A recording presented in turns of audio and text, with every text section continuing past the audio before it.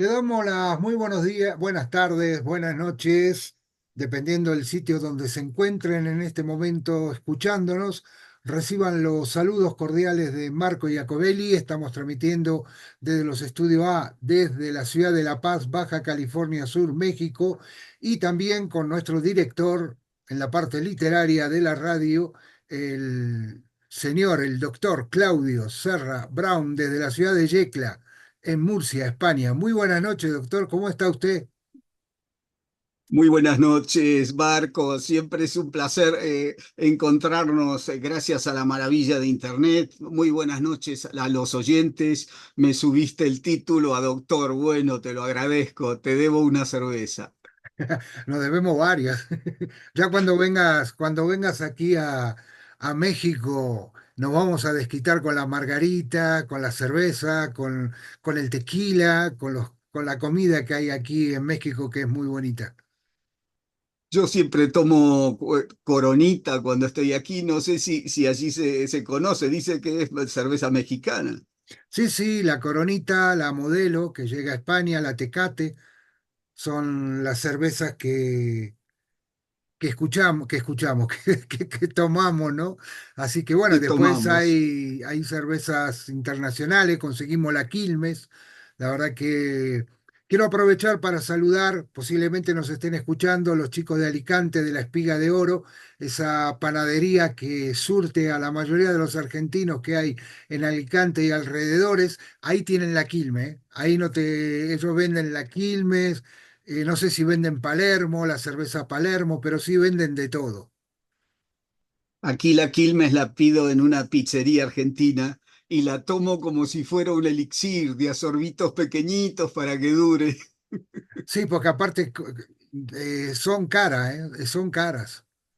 Y son importadas, claro. Pero ahí tengo nada, a 100 metros, cosa que es una tentación tener a 100 metros un bar administrado por un belga, que los belgas de cerveza saben cantidad, y tiene toda una nevera llena, iluminada la puerta de vidrio, de todo tipo de cervezas. O sea, por supuesto tiene la Coronita, tiene la Quilmes.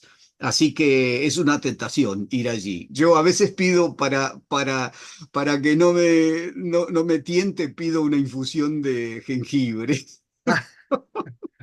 Bueno, hoy eh, nosotros, ¿cómo se puede decir? Porque fíjate, lo que vamos a hablar ahora es delicado.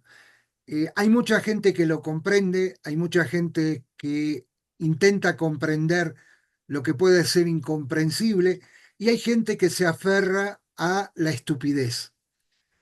Eh, Ayer, para mí, para mí personalmente, y con mucho respeto, y lo digo anticipadamente, mucho respeto a lo que es la familia española, la gente española que nos está escuchando, la que no nos está escuchando, así que con mucho respeto para mí, ayer terminó un ciclo de libertad, un ciclo de las personas que tenían su historia, su cultura, su música, su tradición, su fe.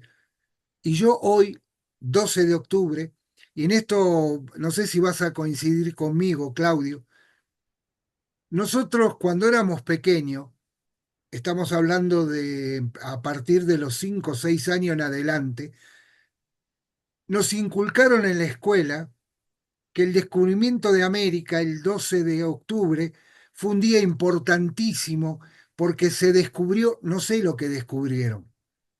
No sé realmente qué es lo que trajeron, pero cuando estábamos en la escuela nos vendieron una historia totalmente diferente a la que yo descubro viniendo a México. Es muy fácil hablar de afuera, pero cuando vos estás en un sitio donde fueron masacrados más de medio millón de indígenas, donde hicieron lo que se le dio la gana, esto no nos lo contaban en la escuela. Esto en la escuela era un día de fiesta, se cantaba el himno nacional, había recitados, poesías, hacíamos dibujos alusivos a las tres calaveras, Cristóbal Colón. Era una fiesta. ¿Vos te acordás de aquella época, Claudio? Sí, claro que sí, claro que sí. No Sí, nos tenemos vendieron, la misma educación. claro, no nos vendieron la historia real de lo que pasó. Nos pusieron en la cabeza que era una fiesta, que descubrieron América, que todo fue muy bonito, que no sé qué. Pero claro, cuando nosotros vamos creciendo y vamos entrando en una etapa ya mayor donde pues, leemos, donde nos interesa la historia, descubrimos que la historia es muy diferente. Lógicamente, era una época donde la mayoría de las personas que viajaban en las calaveras, en los barcos, en los galeones, la mayoría eran gente que estaba en la cárcel, gente que no le importaba nada, nada de lo que podían hacerle al prójimo. Entonces, lógicamente, esa generación nosotros no la podemos, esta generación es diferente, es una generación abierta, es una generación que acepta a todos los extranjeros. En España abren la puerta a los extranjeros, lógicamente hay gente buena y viene gente también mezclada que realmente tendrían que ser regresados a su país porque el comportamiento no es lo correcto. ¿Qué quiero decir con esto? Que hoy yo no tengo nada que festejar. Para mí es un día trágico porque era muy diferente que al pisar suelo Colón, ver lo que había, intercambiar las palabras con los indígenas, el respetar a los indígenas, el convivir con los indígenas, hubiera sido una historia muy diferente. Acá no se trata ni de pedir perdón, ni pedir excusa, no, no, simplemente reconocer lo que pasó, punto y aparte, porque nosotros no podemos volver atrás en la historia. Ojalá pudiéramos volver en el túnel del tiempo, como la serie, y cambiar esos momentos.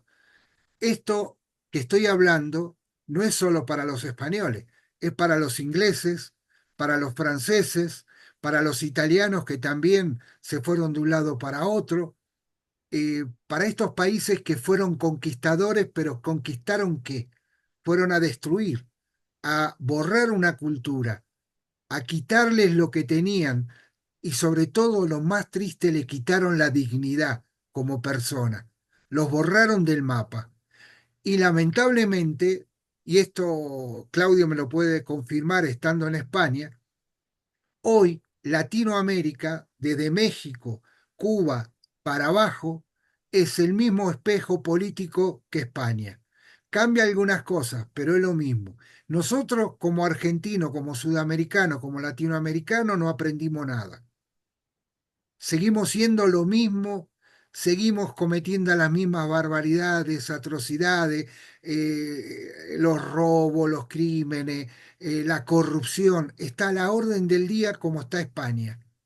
No somos un país, Argentina no es un país que cambió, más cada año que pasa empeora. Con mucho respeto a las personas que dicen que la historia es así, que la historia, pero que nos trajeron universidades, que nos trajeron no sé qué cuántas cosas, pero no las subimos a aprovechar. Pero sí trajeron mucha desgracia, trajeron mucha peste, trajeron muchísimas enfermedades, hicieron atrocidades en nombre de la iglesia, en nombre de la cruz, masacraron a la gente. Sabemos que la cruzada también fue lo mismo. Entonces, lo que tenemos que ver es y reconocer y saber decir, bueno, pobre gente, ¿qué es lo que pasó? ¿Qué es lo que sucedió? Y sin rencores que es lo más importante. Yo viví 30 años en España, al cual me siento orgulloso. Yo viví en Argentina hasta los 26 años, pero todo lo que aprendí, todo lo que mejoré en mi vida se lo debo a Europa. Se lo debo a Italia y se lo debo a España. Yo aprendí lo mejor, lo bueno, lo aprendí y hoy, estando en México, lo pongo en mi vida, en lo cotidiano. Si no hubiera sido uno más hoy. A esto lo dejo a Claudio que le haga su valoración a lo que yo he dicho y él tiene su punto de vista también. Entonces me gustaría que lo escuchen atentamente porque es importante lo que hablamos, porque sobre todo hablamos con mucho respeto ante una fecha que es histórica, una fecha que a mí me la vendieron como que no pasó nada, que fue todo muy bonito. A Claudio vamos a escucharlo a ver lo que nos dice. Bueno, eso es, también son pareceres, porque la historia está muy estudiada ya. Y especialmente, fíjate, la, la cosa tan simpática que es que la historia de la conquista de América por los españoles, porque fue una conquista, lógico, una conquista a hierro y fuego, ¿viste? No tanto yo diría que la iglesia mató gente. La iglesia iba detrás de las Fuerzas Armadas a hacer su trabajo de evangelización de la gente, ¿no? Bueno, tanto es así que la patrona de México la descubrió la descubrió impresa un indio. Por lo tanto, ahí tienes que la proyección del cristianismo fue en paz, fue de una virgen que se le aparece a un indio, ¿verdad? Ese es un símbolo de lo que fue el cristianismo. Yo todas las historias, hay que también pensar una cosa en este sentido, que está también demostrada, que la historia negra de la conquista de América la inventó el servicio de inteligencia inglés, o sea, el Foreign Office. ¿Por qué? Porque Inglaterra era el segundo imperio, el imperio triunfante después de la batalla de Trafalgar, ¿verdad? Entonces, aunque murió Nelson allí y le hicieron una estatua en Londres, que yo fui allí a tomar una cerveza con todos los hippies que estaban ahí, pues en ese entonces se perdió la hegemonía del imperio español. El imperio español, como todos los imperios, tiene su parte de crímenes, lógico. En la guerra de conquista de América se hizo de todo, lógico, como es una guerra. Mira las guerras que están habiendo hoy día, pero son actos de guerra. El dominio de Tenochtitlán, la invasión a la capital de los mexicas, también fue un acto de guerra, pero fue un acto de guerra como los que hacía Julio César en la campaña a la Bética, en la campaña a la antigua, a la Hispania. En España las campañas de todos los conquistadores fueron así de tremendas y nadie se la pasa mirando las cosas del pasado de esa manera tan triste ni rencorosa, ¿viste? Yo pienso que los mexicanos, como los argentinos, quizás los argentinos no tienen ese sentimiento de dolor por el pasado, porque hay muchos emigrantes. En el principio del siglo XX, desde 1890 hasta 1920, en esos 30 años, Argentina se duplicó los pobladores. Entonces, todos los inmigrantes que habían tenían otros intereses y otras líneas culturales, que eso nos ayudó mucho a aprender del mundo, ¿sabes? De las opiniones de otros. El caso de la América mestiza, o sea, la América hija de indios y de indias, especialmente indias y españoles, porque tenemos que ver que el amor de los españoles por las Indias es una cosa espectacular. Apenas tocaron playa, ya hubo un soldado que desertó porque se enamoró de una india y se quedó a vivir y le pidió permiso al capitán y se quedó allí en unas playas de por Yucatán, no sé por dónde. Y por supuesto, otra vez que pasó un bergantín por ahí, un barco español, lo vio con familia y lo vio feliz. Esa era la idea del paraíso. Los españoles que llegaban, la belleza de América era como llegar al paraíso. Por eso esa idea de que todo fue sangre y horror, yo, como todas las guerras y todos los conflictos, te digo, Bueno, fue un siempre hay sangre y genocidio, horror, Claudio. ¿viste? Yo no sé, Se cometió un yo, genocidio y muy triste. Es decir, barrieron de la faz de la tierra a varias generaciones. Y esto bueno, yo los me historiadores permito mexicanos, dudar. los historiadores mexicanos, que son gente estudiosa y que estudian esto, no lo ven así. Por eso digo que muchas cosas había que venir a verla aquí de lo que hicieron. Lo que hizo Cortés, por ejemplo, fue un genocidio. Es decir, Bueno, mm, el robo a mano armada de todos los minerales y tesoros habidos y por haber lo hicieron ellos y los franceses. En el puerto de Veracruz, donde estaba la aduana que creó Cortés, que ahí estaba su casa también, controlaba la salida de los kilos y kilos y toneladas de oro y de piedras preciosas para tres sitios, para el Vaticano, para Francia y para España. Y eso está escrito en los libros de historia aquí. Es decir, acá la historia la ven de otra forma, Claudio. No digo con resentimiento, porque eso está mal. Yo no estoy hablando de resentimiento, pero acá hubo un genocidio. Entonces, hay cosas que nos han vendido de una manera y nosotros la vemos de una forma, como yo te dije, yo tenía una idea, pero cuando llegué a México y fui a visitar lo que hicieron, la iglesia, si vos no te convertías al cristianismo, te mataban. Entonces la iglesia también mató gente y está escrito y están los cuadros y están los lugares con las armas que utilizaron para las torturas. Entonces hay cosas que nosotros las vemos de una forma, pero cuando estás aquí y ves toda esa forma, esas cosas que son de la historia, te cambia totalmente la perspectiva, ¿eh?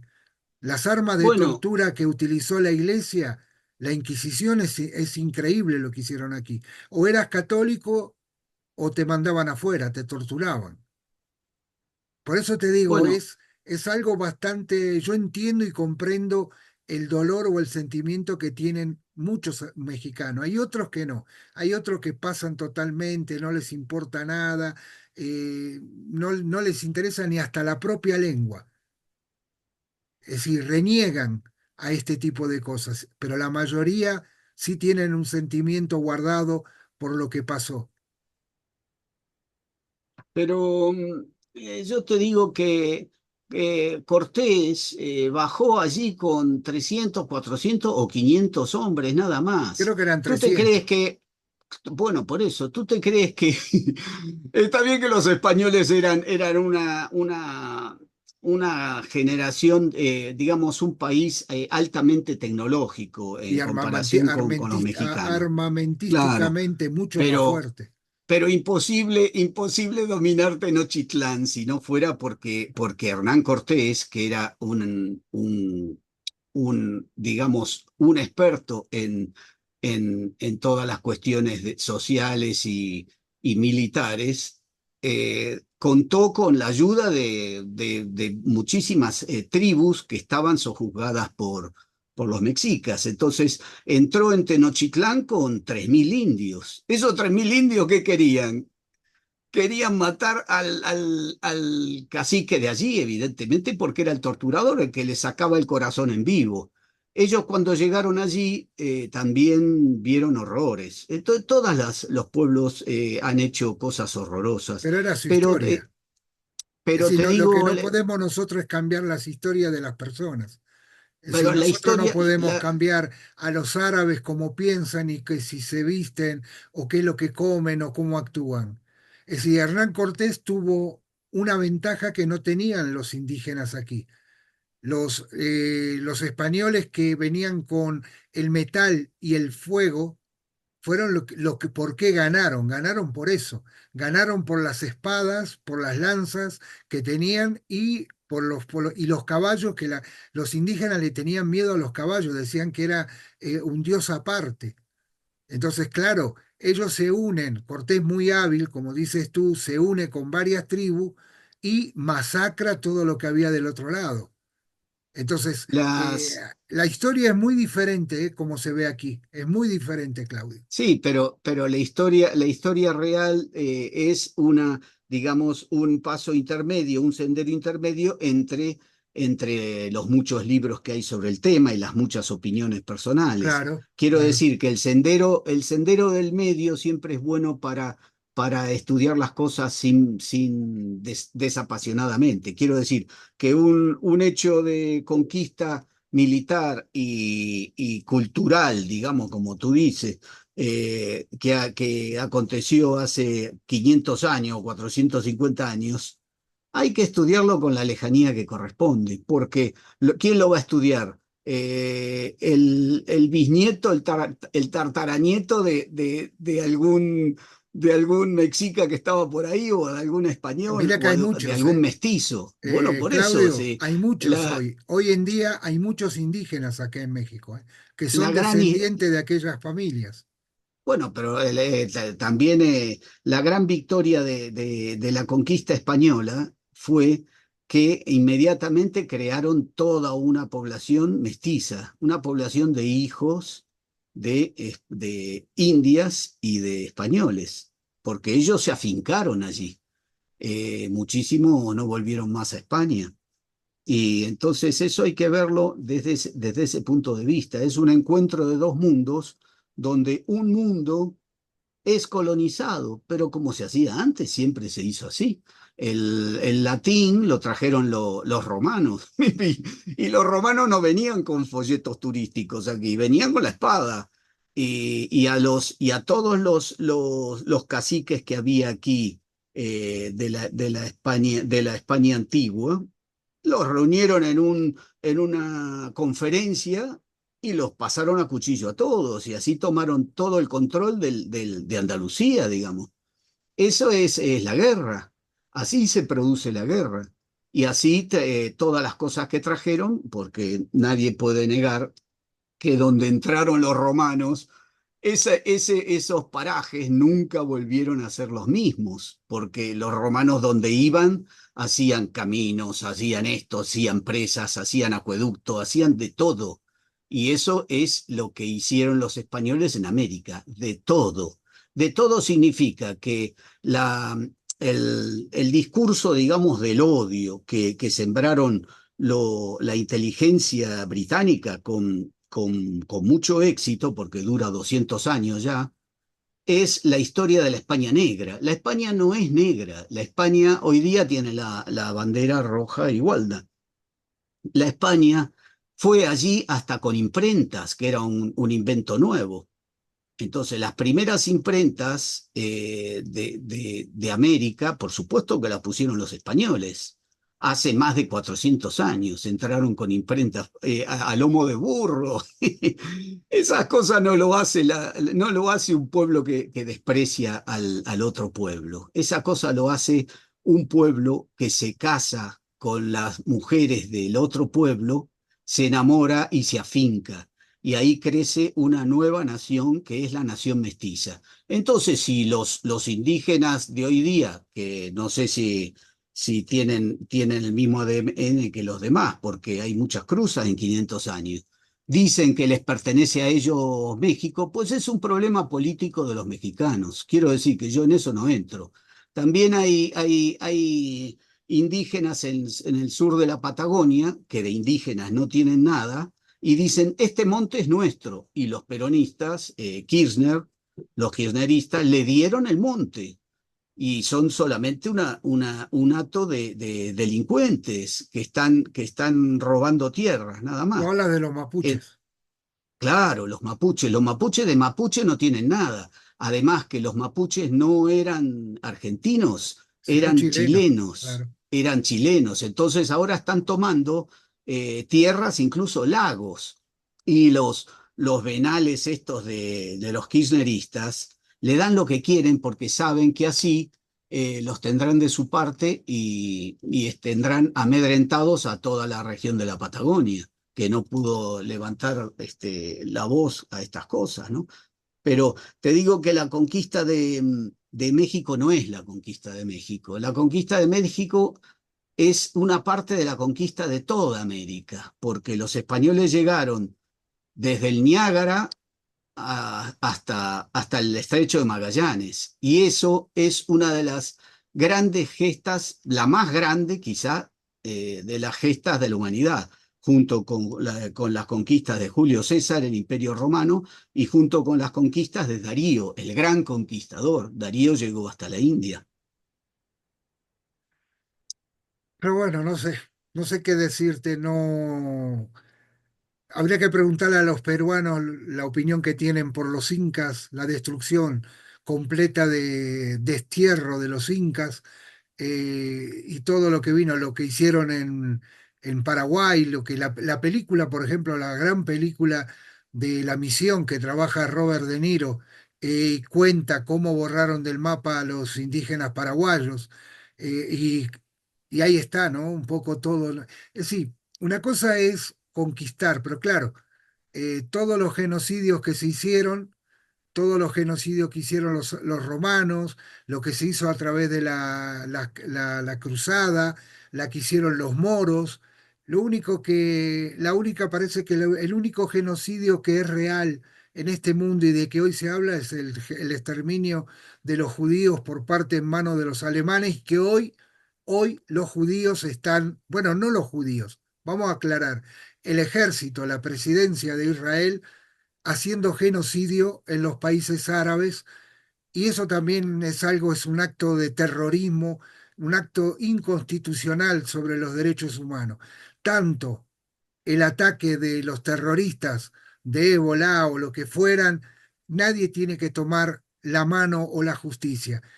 Y como todo esto viene es política, porque todo esto es un cuadro político de acuerdos, porque los cascos azules están para frenar todo esto y tendrían que ser ellos los que tendrían que intervenir y frenar la guerra, y que este tipo de conflicto, y creo que estarás de acuerdo, se tienen que resolver en una mesa de trabajo, en una mesa pacificadora, y no siempre con las armas. Parece ser que el ser humano no aprende. Hoy tenemos hay varios frentes en guerra, no solamente en los países de Medio Oriente, sino Rusia con Ucrania, en África los problemas que hay con algunos países de África, por problemas étnicos, problemas religiosos, problemas de color. Todo este tipo de cosas se tendría que arreglar, Claudio, en una mesa de negociación, no estar con armas. Y a ese punto reforzar lo que es la misión de los cascos azules para que no haya guerra, porque si un casco azul está en uno de estos países, lo tienen que respetar porque si no estarían violando los derechos internacionales. Y esto es, no, acá no hay ni color, ni país, ni nada, simplemente no a la guerra y no al terrorismo, ¿eh? Ojo, no a la guerra, no al terrorismo y no a las locuras de ciertas personas. No sé Mira, cómo, yo te digo que todo esto lo resumiría de una manera, que hay que acabar con la cultura del odio.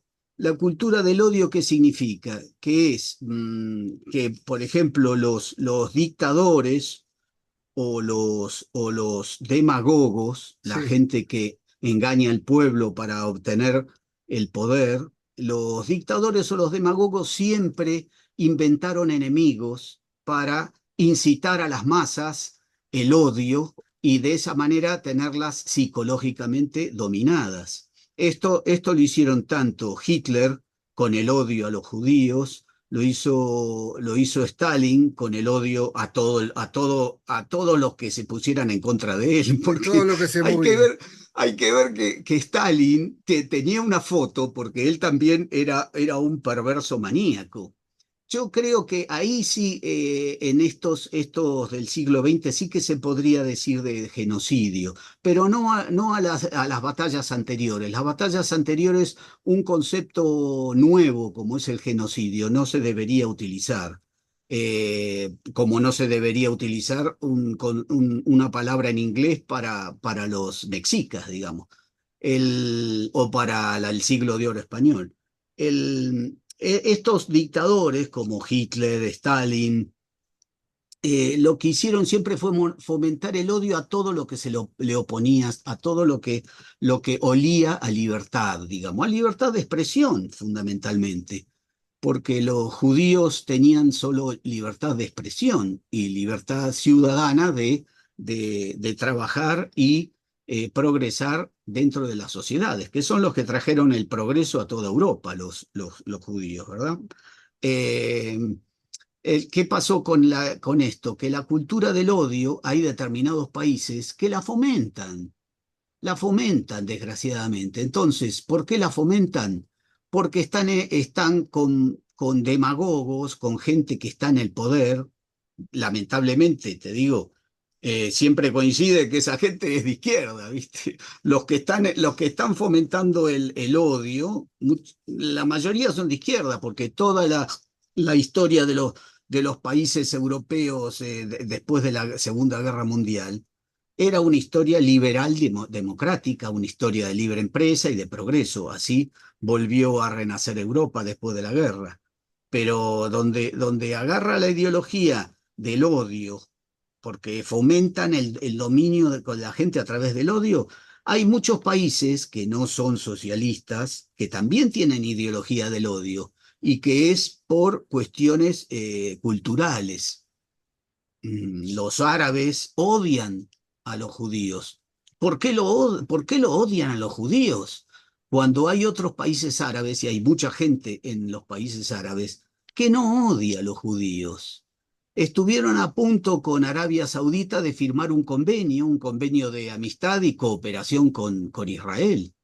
Y ahí empezó el drama de la masacre esta, porque no hoy hay otros países terroristas, realmente los gobiernos que tienen, que no querían que ningún país árabe sea amigo de Israel. Acordémonos que esto viene desde hace muy lejos, del 48-50, pero también Egipto, con la guerra con Israel, Sadat fue a Israel, se tomó un avión y fue para hacer las paces. ¿Qué pasó? Que los ideólogos del odio, lo mataron a Sadat en ese famoso atentado que era un desfile militar y que de pronto cuando pasaron por el palco del presidente Sadat en Egipto, dispararon todo y mataron a medio mundo, todos los Sí. que habían aquí. Un embajador, creo que suizo o algo, me acuerdo que quedó vivo, pero sin un brazo. Una ráfaga de ametralladora le había cortado el brazo. Ese odio, ¿por qué le tenían odio a Sadat? Porque, porque pudo hacer un pacto de no agresión. Lo que tú dices de ¿Qué es lo que tendría que ser, lo la que paz tendría que tiene que ser utilizar así. todos, claro? Pero la paz tiene que venir de una abdicación de la cultura del odio. La cultura del odio se tiene que acabar. ¿Cómo se tiene que acabar? Muy fácil. Que la gente decida, cada uno en sí mismo y en su corazón, que no va a odiar más. Basta de odiar. No va a odiar más. Eso es Porque difícil, sí. Sí. tú fíjate que Israel es un país que tiene adentro, tiene la Cisjordania, tiene ciudadanos árabes. O sea, no es un país, los israelíes no son odiosos de los árabes, no los odian, ojo, pero tienen unas fuerzas armadas de defensa. Entonces, cuando hacen miles y miles de huecos estos, de, ¿cómo se llama? Pasadizos de cemento para invadir al límite de Israel, ¿qué pasa?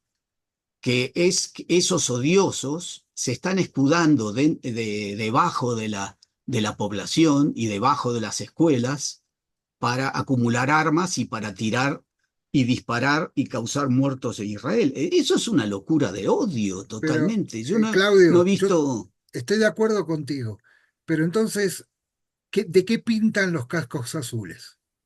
Es decir, yo creo que los gobiernos, tanto el gobierno de Israel, el gobierno de Palestina, de Jordania, de Siria, bueno, de todo, lo que tendrían que hacer es sentarse en una mesa y hablar. Y los cascos azules tratar de defender que haya paz. Para eso los cascos azules están.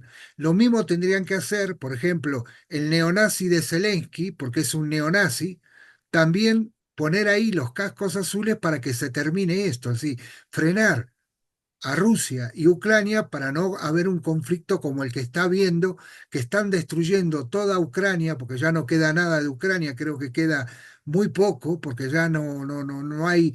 Y entonces, mi pregunta es, porque no entiendo, se hicieron los cascos azules para que no hubiera esto, para que no pasara.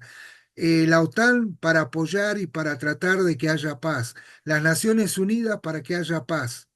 Pero resulta que, como decís vos, hay fanáticos, hay gente, eh, yo no sé, yo parece ser que esto es hecho a propósito, por la mano de unos dementes que gobiernan, por los convenios que hay con las armas, hay que vender armas, tenemos que destruir, que hay demasiada población.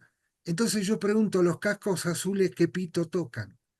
Que son los que tendrían que pacificar este tipo de lugares donde hay guerras. Y estos tipos de demente, de gobiernos demente, como dices tú, porque ya no estamos en el 40, estamos en el 2024, ir y detenerlos, porque tienen el poder de poder entrar en cualquier país y llevar la paz. Entonces yo a veces digo, crearon estas organizaciones para qué, para ganar dinero, para guardarse dinero y no actúan. Resulta que ya hirieron dos cascos azules ahí en Jordania y ahora se puso Europa con la sangre en el ojo porque dice que atacaron a los cascos azules. Entonces, los cascos azules lo que tendrían que hacer es tratar de llevar la paz. Y todo este tipo de cosas, todos los gobiernos del mundo lo que tienen que hacer es obligar a estos presidentes a no tener odio, como dices tú, porque el odio es desde el tiempo de Adán y Eva que viene el odio, y pacificar a la gente. Esta gente que está loca, llevarla presa, quitarla de donde están y llevarla presa. Mira, las Naciones Unidas, como decimos, los cascos azules, son realmente testimoniales de que hay una intención de pacificar, pero no pueden hacer otra cosa, porque un conflicto cuando está de una gravedad tan terrible como el ataque a Israel por cuatro fronteras, con cohetes, con miles de cohetes, ya han tirado 20.000 cohetes sobre el país. Imagínate que al Distrito Federal tire Estados Unidos 20.000 cohetes. Entonces, ¿cómo que eso qué significa? Eso significa una guerra contra esta gente, con los vecinos. Evidentemente Israel no tira los cohetes, Israel responde al ataque anulando los cohetes con la cúpula de hierro. Otro ejemplo de otros locos. Putin de pronto dijo, me voy a apropiar de un territorio de Ucrania Que era y suyo, ¿no? Que era no, suyo. no era Ucrania era suyo, rusa, porque ¿no? no, Ucrania cuando se disolvió la Unión Soviética Claro, fue pero independiente y tiene su, formaba parte no, históricamente de Rusia. Lo que pasa es bueno, que pero no importa, Putin ataca, que esto yo lo que no entiendo del mundo, ataca a un neonazi, porque es un neonazi, el ejército de Zelensky es neonazi y nadie lo puede desmentir porque se han visto la foto y él lo que hace Putin también es recobrar la masacre que hicieron de matar el ejército de Zelensky, que mató a civiles, ciento y pico de civiles, y ahí es cuando interviene Rusia. Entonces, si Zelensky, todo el mundo está contra los nazis, no entiendo por qué todo el mundo le besa el culo a Zelensky. Esto no lo entiendo y no lo admito. Si yo no lo puedo bueno, entender, ¿qué quieres que te diga? pero Marcos, no pongamos, digamos, aquí hay un agresor, que es Putin, que invade un país. Después que el país esté gobernado por un tipo que tú dices que es un neonazi, yo de neonazi no le veo nada a él, Ah, ¿no viste la pero foto? nada, para ¿No la viste nada, con la no foto para de la nada, para nada. chaqueta con la esvástica y el ejército Bueno, de Zelensky con la esvástica? ¿No lo has visto? ¿No has visto bueno. el batallón que él tiene de mercenarios con la esvástica? No me diga que no lo has Bueno, visto. no, mira, el ejército de Ucrania es un ejército súper profesional y es un ejército como cualquier ejército. No hay esas cuestiones. Y si las hay, debe ser un grupo Son un grupos pelotón por mercenarios. ahí. Sí, No, sí, no, no, grupos. no, no. ¿Cómo que no? Esta guerra Entonces ya lleva 500.000 muertos. las imágenes que se han visto mostrando las imágenes de este tipo de mercenarios son mentiras. No, eso es Yo un pelotón. Tal vez, y la imagen esa, que yo no sé cuál dice, es un pelotón que con insignias nazis, pues será un pelotón, y ese pelotón ahí está, ese pelotón, nadie dice nada, si están combatiendo, ahí está. Pero el ejército, esta es una guerra tremenda, una guerra terrible, y tiene 500, ya, bueno, en Londres ya el estudio de la guerra dice que son 650.000, ¿cómo se llaman? Bajas entre heridos y muertos. Es Es una triste, guerra es tristísimo. mucho más superior a Afganistán, digamos, o a Vietnam. Esto es una cosa tremenda lo que está pasando, pero no cejan en su ataque y su invasión al territorio de Ucrania. Un país que es el país más grande del mundo que no necesita tierra para nada. O sea, lo que pasa es que este hombre, como decimos, con su cultura del odio, quiere, y lo hizo muy hábilmente, decir al pueblo ruso: yo soy vuestro líder, yo liberaré de nazis, mataré a los enemigos nazis de Rusia. Y la gente se cree que está luchando contra Hitler, porque Sí, la cuando gente, ya terminó. desgraciadamente la gente es muy ilusa, pobre, es muy ingenua la gente, y se creen que están haciendo una cruzada contra Hitler, que los nazis, los nazis. Los nazis, resulta que toda la Unión Europea les da armas, y está todo, digamos, hay agregados culturales allí, hay gente de todos los países de la Unión Europea fiscalizando cómo se usan las armas y contra quién se usan. No es Rusia. Rusia sí que tira contra restaurantes, hospitales, contra todo, pero en Ucrania hay delegados de todos los ejércitos de la OTAN Pero tú dices que Ucrania fiscalizando. no tira contra los civiles, que no No, para bombardea, que nada, no para nada. para Quiere nada, decir para que nada, toda no, la no. publicación en la prensa, todo lo que ha salido en la prensa es mentira.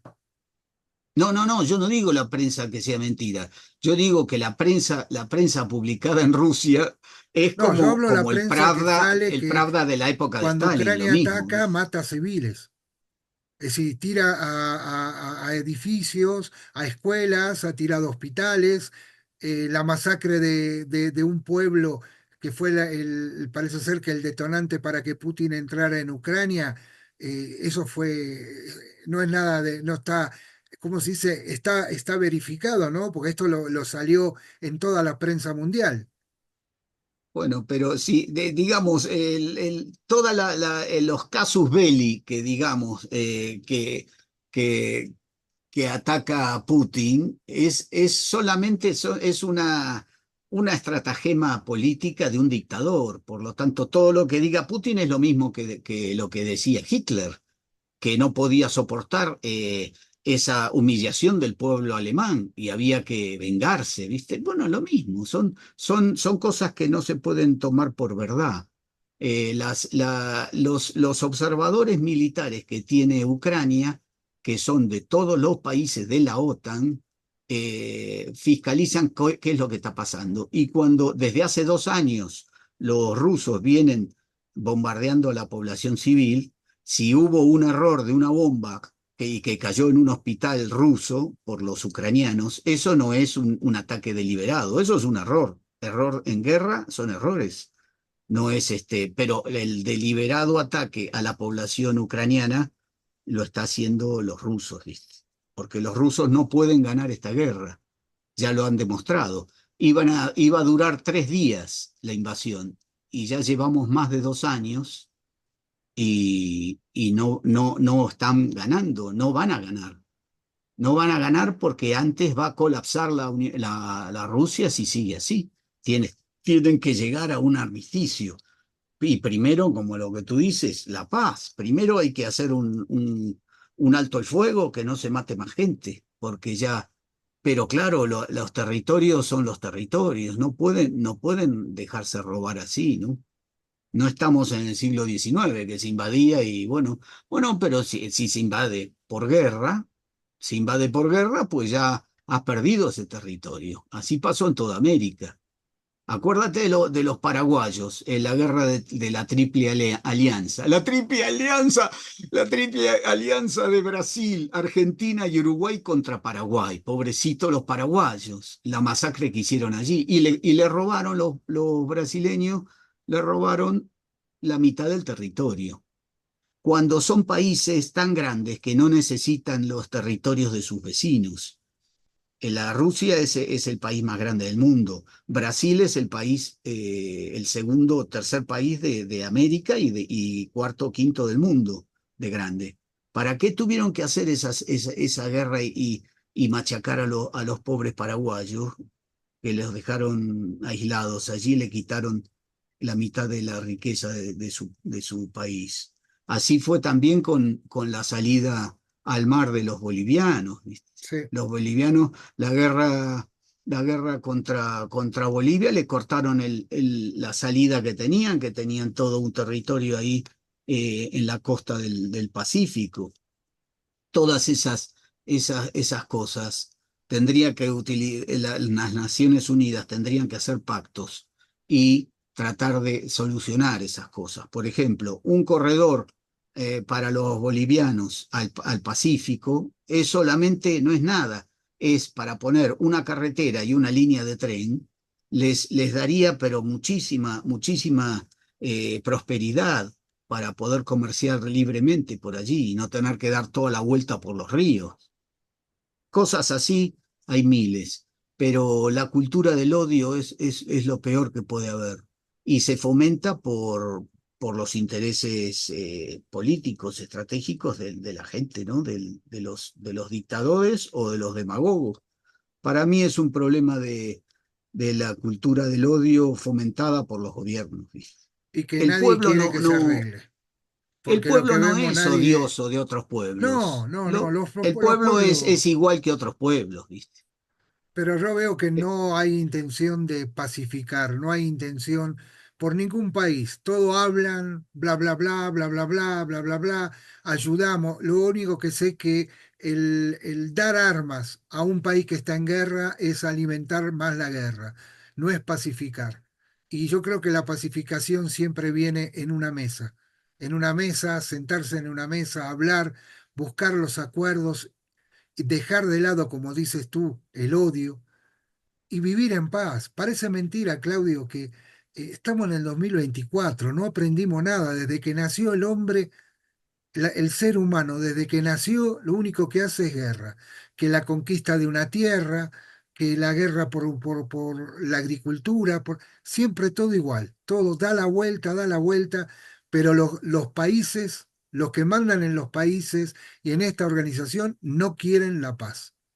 No hay forma de obligarlos a que estén en paz. No hay forma. Y como dices tú, crean el odio.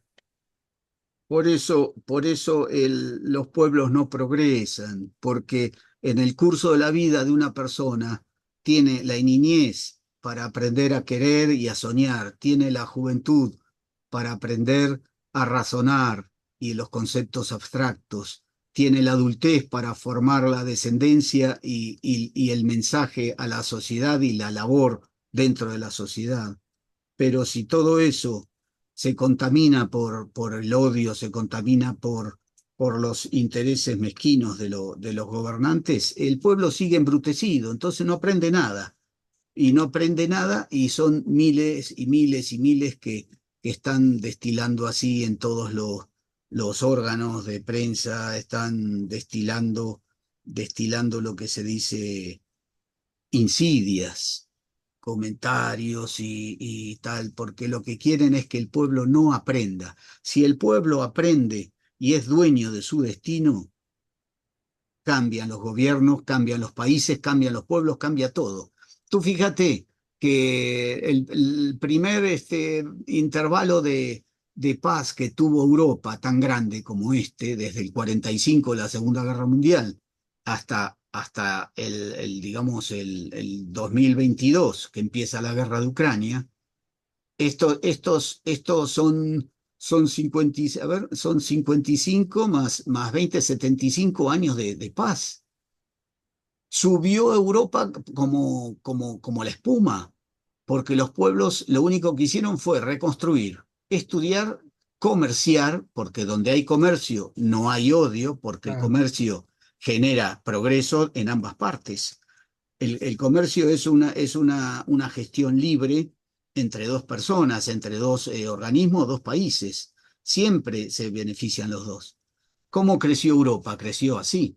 En cuanto vienen estas cosas, este conflicto que está envenenando todas las relaciones, y ya veremos, yo veo que la juventud aquí está muy embrutecida ahora, muy embrutecida porque no les interesa a los gobernantes que la juventud sea dueña de su destino, ¿viste? Me acordaba de una cosa que quiero decirte, bueno, que recordarte y decirle a los oyentes una cosa tan bonita que ya a mí siempre me llenó de ilusión, que es el, el preámbulo de la Constitución argentina. ¡Ay, qué bonito que es! ¡Qué idea que tenían estos grandes de antes de lo que había que hacer en un país! Así fue que llamaron a todos los, los emigrantes del mundo. Sí, sí. Me acuerdo de ver un tríptico, o sea, un boceto doblado en tres, que era impreso por el gobierno de Buenos Aires en el año 1895, por ahí. Lo tuve en mis manos y ahora no sé dónde está realmente, porque con las mudanzas hace años que lo estoy buscando Y no lo entre todos encuentro. los libros que tengo. Y ese boceto decía, venid a Argentina. Argentina es un país libre que va a reconocer sus capacidades y sus oficios. Toda la gente está invitada a venir a Argentina. Y eso justamente es lo que dice el preámbulo de la Constitución argentina. Eh, que a ver si lo digo bien aquí. A ver.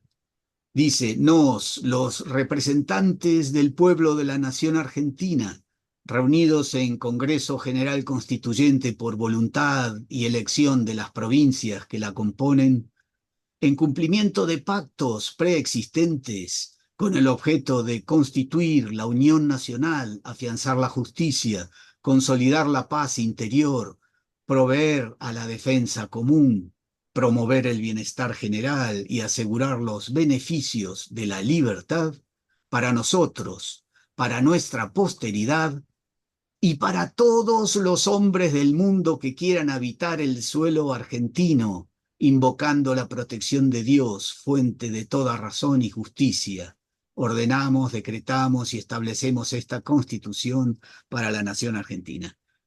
¡Qué bonito!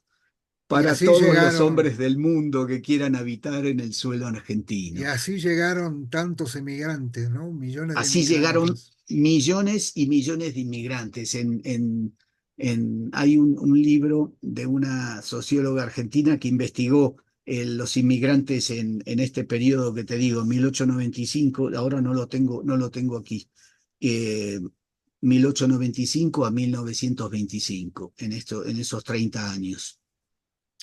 Fueron más de 5 millones. Ah, Impresionante cómo cambió Argentina allí con eso. un Trajeron todo, enriquecimiento. todos los oficios de todo, en general de toda Europa. Eran todos, la mayoría europeos, porque en Europa había hambre, había guerras y bueno, después en 1914 la Primera Guerra Mundial, eso fue el gran éxodo. Ahí se fueron de todos los países, ¿no? Y de nada sirvió, ¿eh? De nada sirvió en el sentido dos guerras para que no hubiera más guerra, ¿no? Que es increíble que vuelven a tropezar con montaña, no con piedras, montañas. Pero bueno, mira, Claudio, yo creo que lo que vos querés y yo quiero, y yo creo que millones y millones de personas quieren la paz, queremos la paz, queremos que, yo no sé, que buscar la forma, yo digo, tan difícil será buscar la fórmula para que todos los países sean hermanos, podamos trabajar, que una persona pueda entrar libre a trabajar a otro país, a estudiar, a hacer una familia, el intercambio, ¿no? Pero bueno, cuando hicieron la Comunidad Europea parecía que iban a arreglar el mundo y cambio no, no arreglaron nada, ¿no? Yo sigo extrañando las pesetas. La Comunidad Europea está para ciertas cosas, pero no para poner un orden en lo que es la economía y el bienestar de los países europeos. Pero bueno, cada uno lo ve. Yo me acuerdo de la Mira, peseta, con la peseta compraba y me duraba. Y cuando estaba ahí con el euro, se te iba como el agua. el euro para los países del sur de la Comunidad Europea, o sea, los países más pobres, digamos, Grecia, el sur de Italia, Portugal, España, el cambio fue tremendo. O sea, en el 2000, cuando subió el euro, yo me acuerdo que bajé esa noche, a la mañana ya empezó a circular el euro. Bajé a esa noche al bar y le digo, Pepe, dame una caña, una cerveza. Y le digo, ¿cuánto es? ¿En euros? Me dice, sí. En euro, 1 euro. Pero le digo, ¿cómo 1 euro? Si esto vale 100 pesetas, son las moneditas gordas, igual que los euros. Pero el euro valía 164 pesetas. Sí. O sea que en un día me habían aplicado un interés del 64%. Y un café, 1 euro. ¿Te acuerdas? Un Claro, café, un claro. euro. Si antes costaba 100 pesetas el día anterior, por lo tanto ahí hubo esa deuda nuestra, estamos endeudados, todos los países del sur estamos endeudados, porque el euro benefició a los países del norte que pueden exportar y entonces con el euro cobran bien sus exportaciones, pero nosotros en España está endeudada, Ah, estaba endeudada, no digo tanto como Argentina, pero está endeudada más de un producto interior bruto, o sea, de todo lo que producen y trabajan todos los españoles en un año, pues eso es lo que se debe a Europa. claro. Y bueno, Y esperemos que todo cambie, Claudio. Como la canción, ¿no? Todo cambia, pero no cambia nada. mira, Lamentablemente justamente, queremos el cambio, queremos ese cambio social, queremos ese cambio educativo, el cambio de seguridad, el cambio que toda la gente trabaja, que todos tengamos un trabajo digno, que podamos tener un sueldo digno, unas vacaciones dignas, para eso trabajamos, una jubilación digna, pero sería entrar en temas muy largos, pero yo creo que uno de los temas más importantes, Claudio, que nos tranquiliza, nos da armonía, nos da felicidad, son tus comentarios en la poesía. Nosotros vemos que hablamos y la gente entenderá, cada uno, ¿no? Marco tiene una opinión, Claudio tiene otra, pero qué bonito que es que ellos no discuten, ellos hablan, intercambian pensamiento, intercambian ideas, pero al final lo que quiere Claudio y Marco es paz, que haya igualdad, que lo social sea lo más importante. Y nos vamos a la literatura. No sé qué opinas tú si estoy equivocado en lo que digo.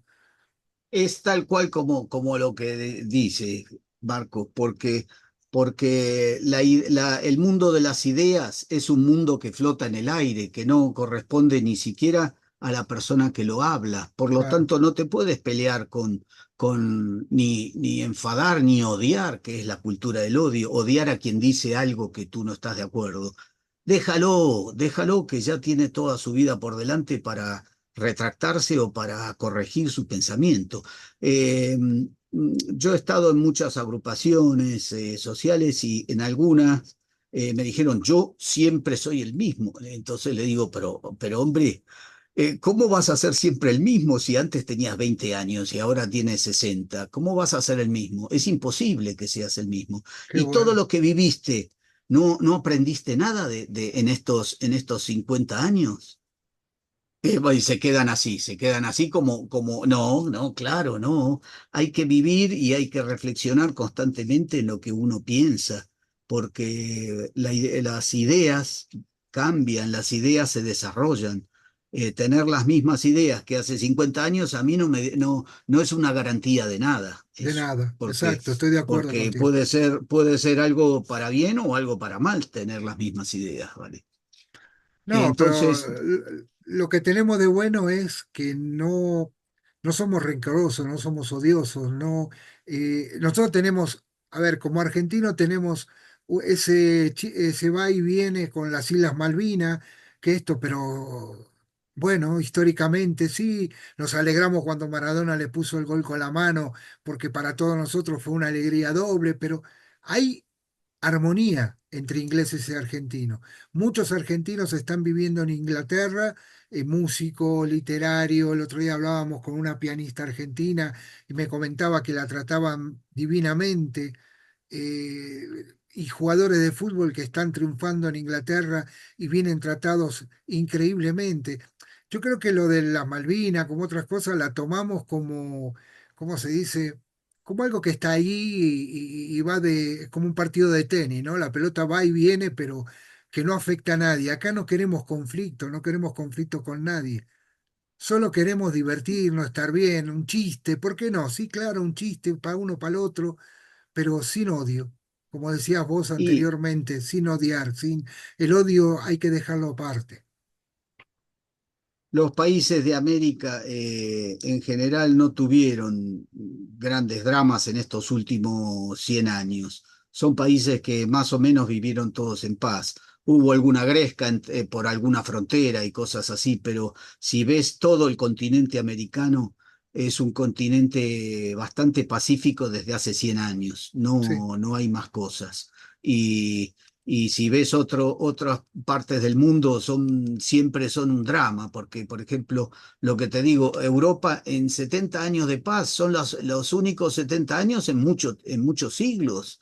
Europa nunca estuvo en paz, siempre estuvo con invasiones de un lado, de otro, de tal, cuando no eran los moriscos, eran los hunos, cuando no eran los norteños que atravesaban el hielo allí y atacaban todo el norte. Bueno, todo siempre fue así, siempre fueron países con historias continuas de sí, guerra. sí, sí. Por lo tanto, el tema de superación de las guerras yo creo que está dentro del corazón del hombre abandonar los odios de una vez y Sí, sí, sí. dedicarse a construir. ¿Qué te parece si... Y Sí, dime. no, que tengo justamente para hoy, en homenaje a España y América, y ese encuentro de los mundos, como fue esto, y ya no hablo de conquista, no hablo nada, vamos a decir encuentro de los mundos, me traje a Rafael Alberti, porque Rafael Alberti se fue huyendo de una guerra, la guerra civil española. ¿Y a dónde fue? A América. ¿Dónde va a ir? A América fue. Argentina fue y después se recorrió toda América y vivió en paz allí en Argentina y trabajó con todos los escritores exiliados de España. Trabajó en Editorial Losada, la editorial que publicó todos los españoles los publicó Editorial Losada en Argentina y Alberti trabajaba allí, trabajó hasta desde el 39 que llegó a Argentina, 1939 hasta el 64 que se fue a Italia. Y después, cuando murió Franco, el infausto dictador que hubo aquí, eh, volvió a, a España. Pero Rafael Alberti, su formación era totalmente de izquierda, era era un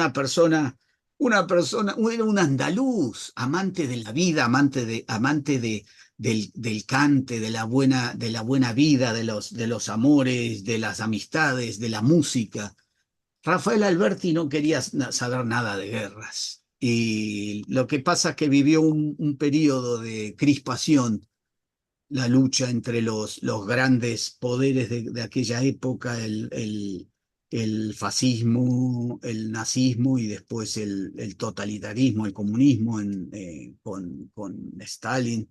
Entonces ellos, por supuesto, tomaron el bando del socialismo, lógico, Ujú. contra todos estos locos que estaban invadiendo Europa, ¿verdad?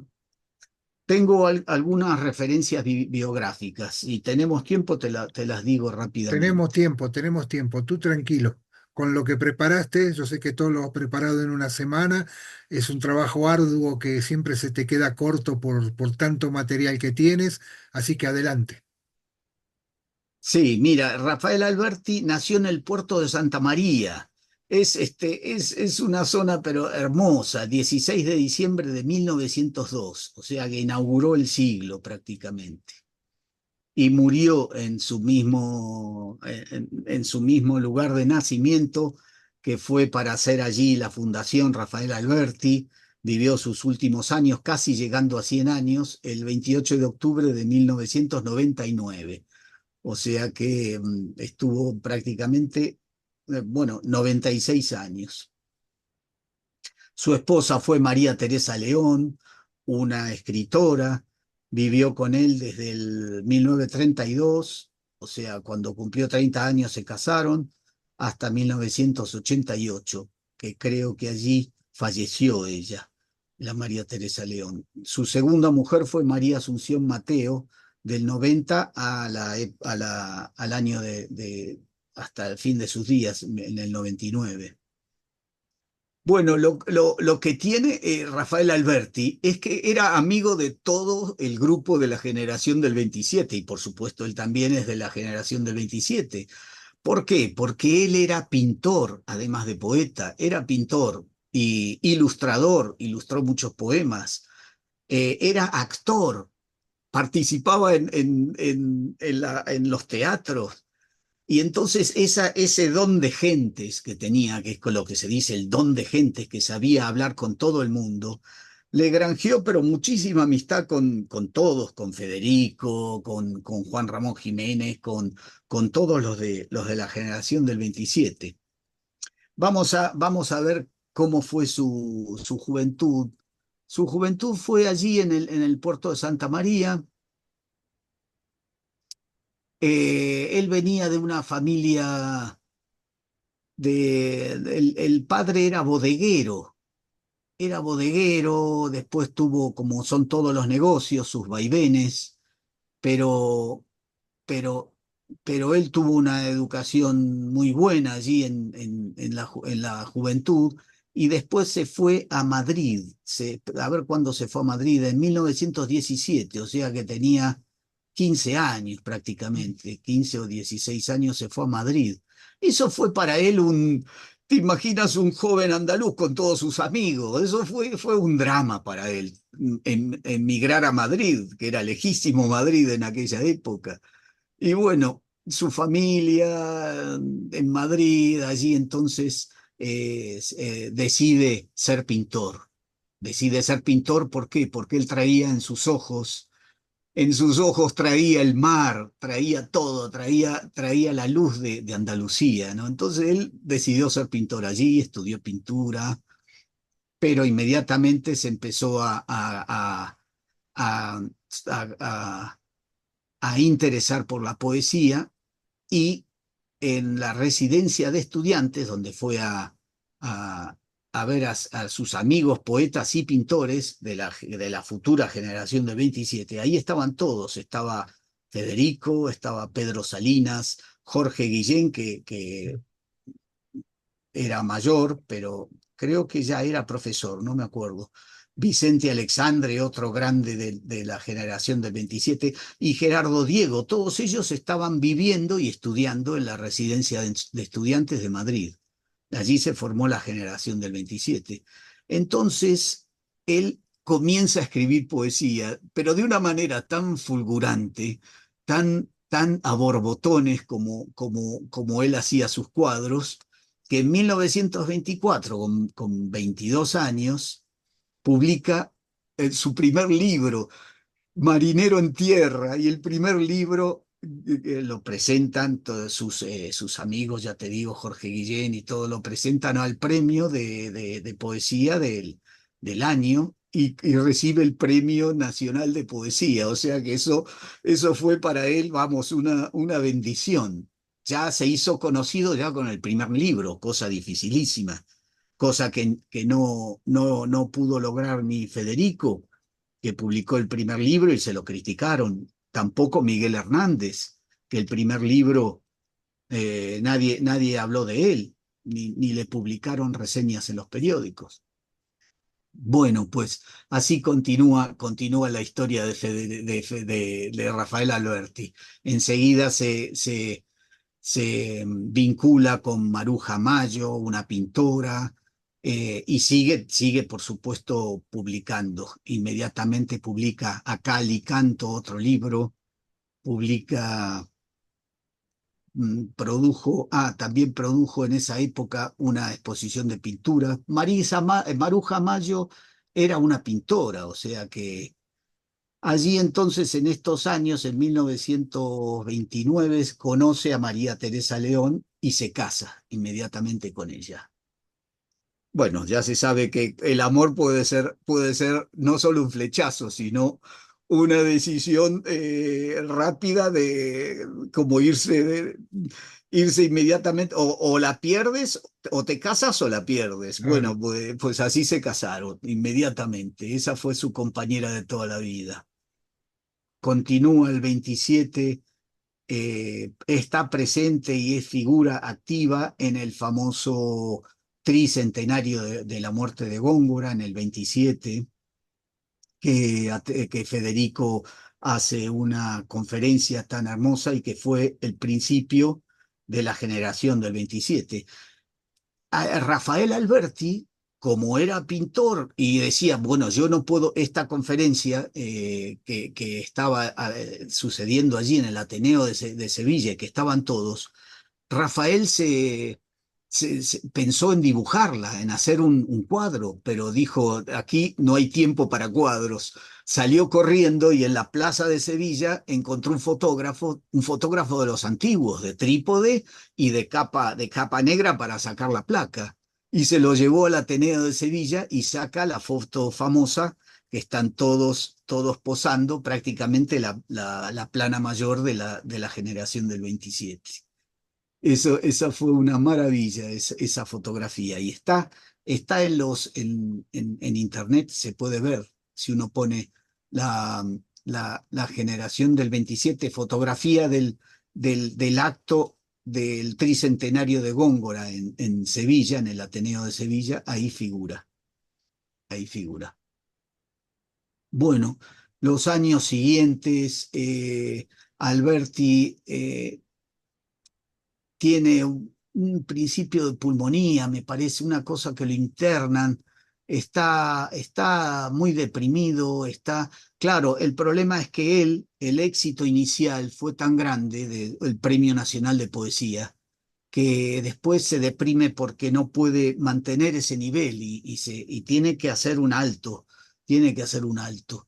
En el 29 produce un libro de esos conflictos interiores que tenían, que es un hermoso libro que se llama Sobre los Ángeles, y medita sobre cómo los ángeles nos miran a nosotros. Es muy, muy bonito. Ahora voy a leer un poema de él. Ahí ya inmediatamente empieza el tema de la Segunda República en el 31. Empiezan los republicanos, los partidos de izquierda, y inmediatamente se afilia al Partido Comunista de España. Y entonces ahí, con toda la influencia que venía de Moscú, porque acordémonos que todos los partidos comunistas de Europa tenían referencia y contacto permanente con Moscú, o sea que Moscú decía cómo había que hacer las políticas, etcétera, etcétera. Así que él se convence de que la poesía es necesaria para cambiar las conciencias de la gente, o sea, se convierte en un poeta militante, el inicio del poeta militante. Acordémonos en otro programa que hablé de Octavio Paz, que dije que Octavio Paz en el 36, creo, lo vio a Rafael Alberti en México, que fue para unos actos que lo mandaba el Partido Comunista de España. Y entonces así lo invita Alberti a Octavio Paz porque vio el valor de sus poesías y se acordó de él como organizador del Congreso de Intelectuales contra el Fascismo por la Cultura, y le mandó la invitación a Octavio Paz. Por eso, y fíjate cómo el entramado de relaciones entre gente que fue de tanta valía es muy importante, porque ya ves cómo era otra forma de entablar la sociedad. Se ayudaban entre ellos, cosa que tendríamos que aprender nosotros, y por qué hemos abandonado esta idea de ayudarse entre los pares, entre la gente que coincide en los estudios, que coincide en las facetas de la vida, ¿sabes? Sí, sí. Toda la generación del 27 estuvo siempre interrelacionada. Cuando, por ejemplo, Jorge Guillén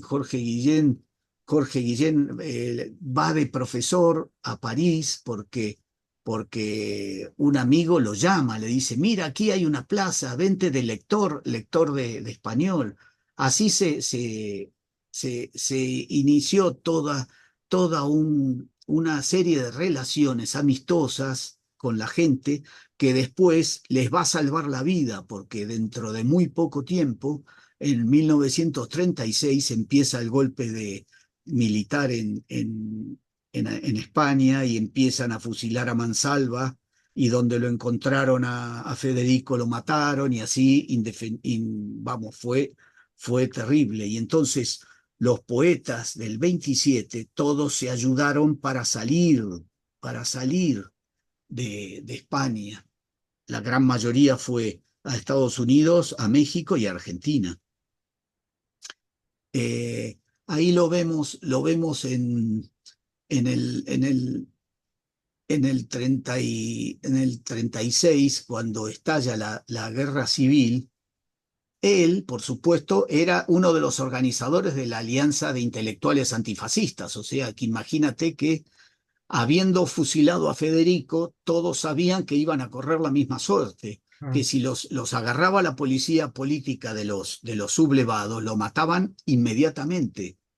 Entonces, junto con otros autores, junto con su amiga, la filósofa María Zambrano, una hermosa filósofa y poetisa, que ya haremos un programa de ella, después el poeta Ramón Gómez de la Serna, Miguel Hernández, que en 1936 era también un gran activista del partido y estaba arengando a la gente en las trincheras, ¿no? y en las plazas. José Bergamín, el editor, Rosa Chacel, la escritora, Luis Buñuel, el cineasta, Luis Cernuda, poeta, Pedro Garfias, poeta, y Juan Chabás, y Manuel Altolaguirre, poeta y editor. Todos ellos estuvieron amenazados de muerte y tuvieron que huir de España. Inmediatamente, algunos, y otros en el 39, como Alberti, que se fue de los últimos, cruzó la frontera con Francia. En Francia los tomaban, y los tenían en la playa prácticamente, porque eran miles y miles de personas que cruzaron en esos últimos meses. Así que él por amistades, como siempre te lo estoy diciendo, que era un grupo de gente y era una generación que se ayudaba entre ellos, por amistades sale del campo de concentración de las playas del sur de Francia, y se va hasta París.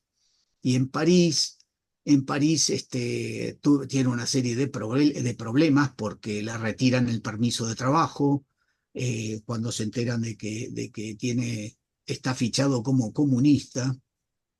Entonces, en el 40, cuando ve que la Segunda Guerra, que ya se había disparado en septiembre del 39, a principios del 40 dijo, basta, conseguiré un barco, habla a sus amigos y desde Marsella lo meten en un barco, en el vapor Mendoza, rumbo a Buenos Aires, donde llega el 2 de marzo del 1940, después de haber pasado muchísimas penurias, entre ellas haber vivido en una cueva en Ibiza, protegido por algunos camaradas que le llevaban comida de vez en cuando, porque lo estaban buscando por todos lados.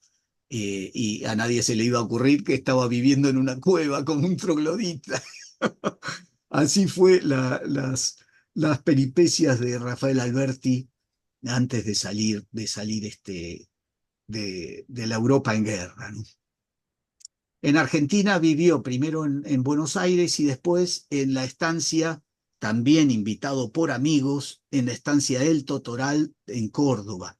Allí en Córdoba nació su única hija llamada Aitana. ¿Por qué la llamaba Aitana? La llamó Aitana porque Aitana es un monte de Alicante, y él cuando estaba en Ibiza y soñaba con salir vivo de esa situación, veía el monte de Aitana y entonces decía, quiero, quiero salir, quiero salir de aquí y poder continuar la vida, ¿verdad? Por eso la llamó Aitana.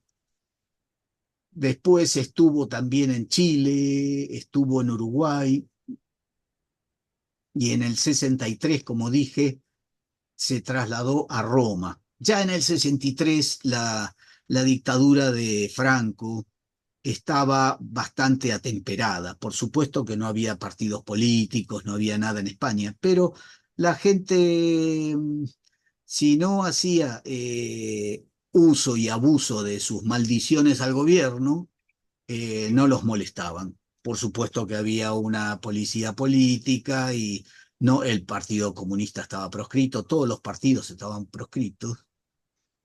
Entonces, desde el 63, él en Roma ya empieza a recibir a todos los exiliados españoles.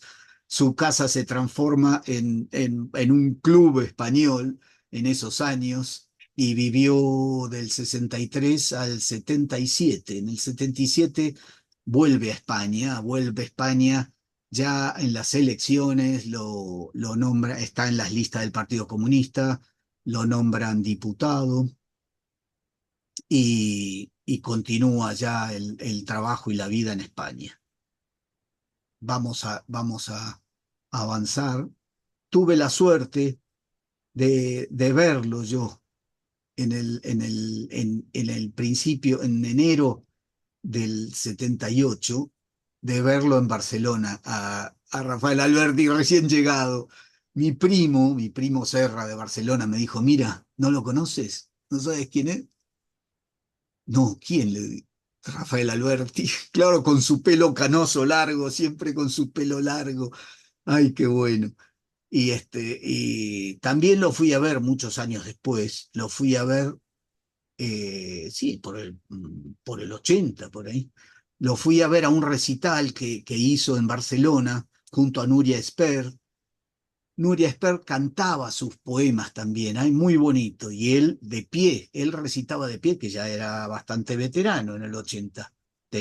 Si nació en el 902, tenía 78 años. Un recital que nosotros estábamos sentados y yo digo, pero ¿cómo aguanta Rafael? ¡Qué bárbaro!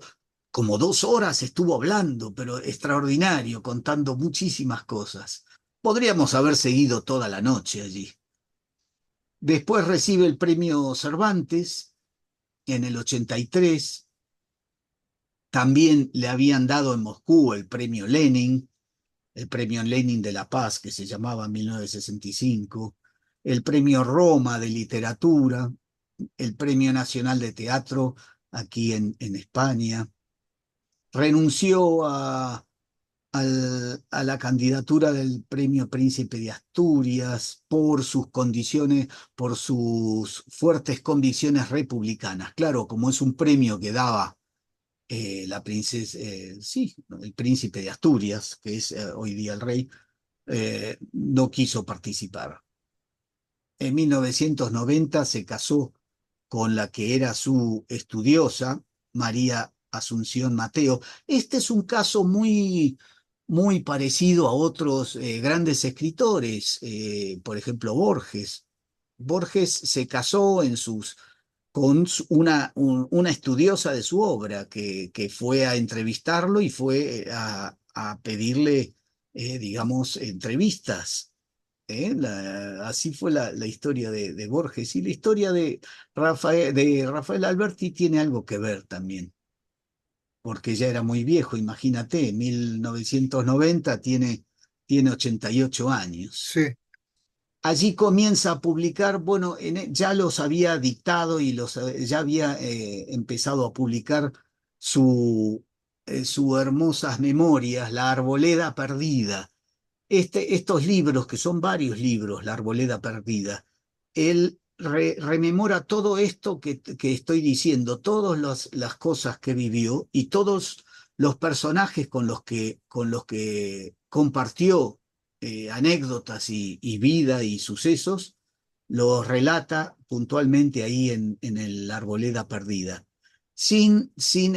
Solamente bastante digamos, como estábamos hablando, que es el leitmotiv de esta charla, sin odio, ¿sabes? mm, Sin la cultura de odio, con una nostalgia por los tiempos pasados, una devoción por la amistad que siempre tuvo y una devoción por la poesía y por la admiración del arte de los demás también.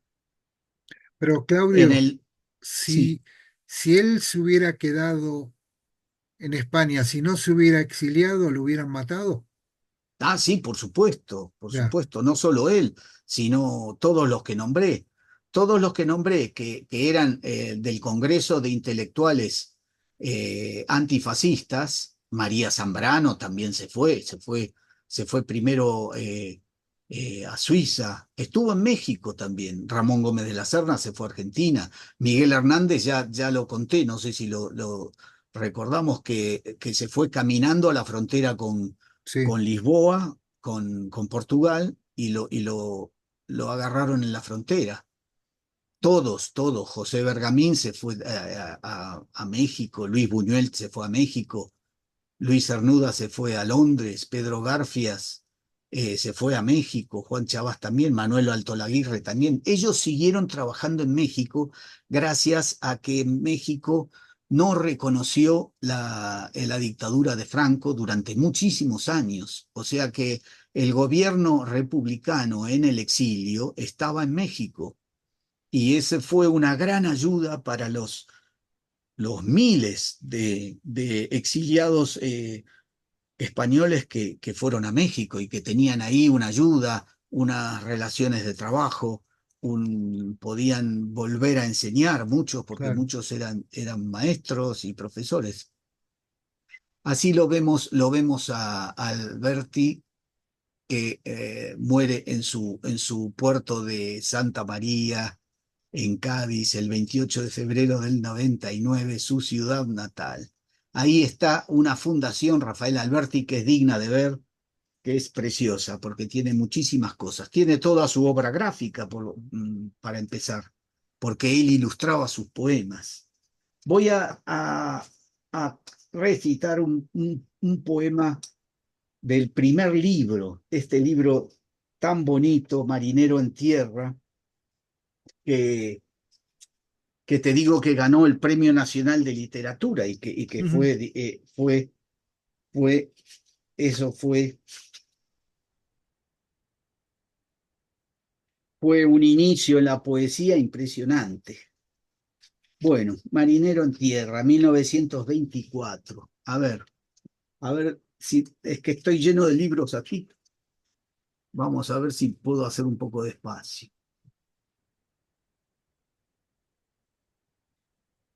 El poema de Marinero en Tierra, 1924, Rafael Alberti, se titula Mi corazón repartido y dice así: Mi corazón repartido entre la ciudad y el campo, luminarias de la noche, mis verdes sauces llorones. Ay, claras confiterías de anises y de piñones, el olor a trementina, a suave alcohol de romero del bosque, novia azul en la baranda de los últimos balcones, novia del monte, pobre. Vamos a leer otro de este libro tan lindo, que dice así: Si mi voz muriera en tierra, de Marinero en Tierra, 1924, Rafael Alberti, dice así: Si mi voz muriera en tierra, llevadla al nivel del mar y dejadla en la ribera, llevadla al nivel del mar y nombradla capitana de un blanco bajel de guerra. Oh, mi voz condecorada, con la insignia marinera, sobre el corazón un ancla y sobre el ancla una estrella, y sobre la estrella el viento, y sobre el viento la vela. Hermoso marinero en tierra. Vamos a ir a otro libro. Tenemos tiempo, ¿verdad? Sí. Sí, sí. Vamos, vamos a ver. Hay un libro que te digo que después de esta depresión, de esta turbación que tuvo después de Marinero en Tierra y de la enfermedad que tuvo, que creo que fue pulmonía, escribió este hermoso libro que se llama Sobre Los Ángeles, 1929. Yo tengo aquí mi viejo libro sobre Los Ángeles, Editorial Losada, 1952. Esta edición no es la primera, esta es de 1982, 30 años después. El epígrafe de este libro es un verso de Gustavo Adolfo Bécquer que dice: Huésped de las nieblas. Vamos a ver un poema sobre Los Ángeles. Este poema se llama El Ángel Bueno y dice así: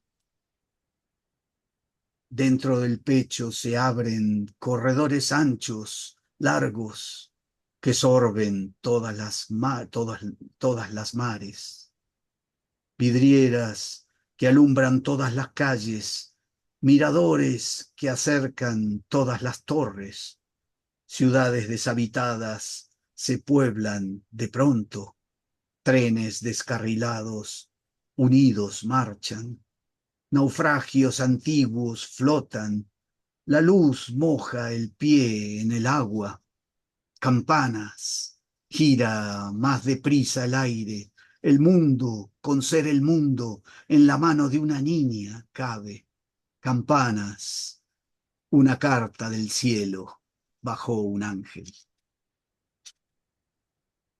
Vamos a ver otro poema de Sobre los Ángeles, 1929. Los dos ángeles, de Rafael Alberti, dice así: Ángel de luz ardiendo, oh, ven y con tu espada incendia los abismos donde yace mi subterráneo ángel de las nieblas. Oh, espadazo en las sombras, chispas múltiples clavándose en mi cuerpo, en mis alas sin plumas, en lo que nadie ve, vida. Me estás quemando vivo. Vuela ya de mí, oscuro, luzbel de las canteras sin auroras, de los pozos sin agua, de las cimas sin sueño, ya carbón del espíritu, sol, luna.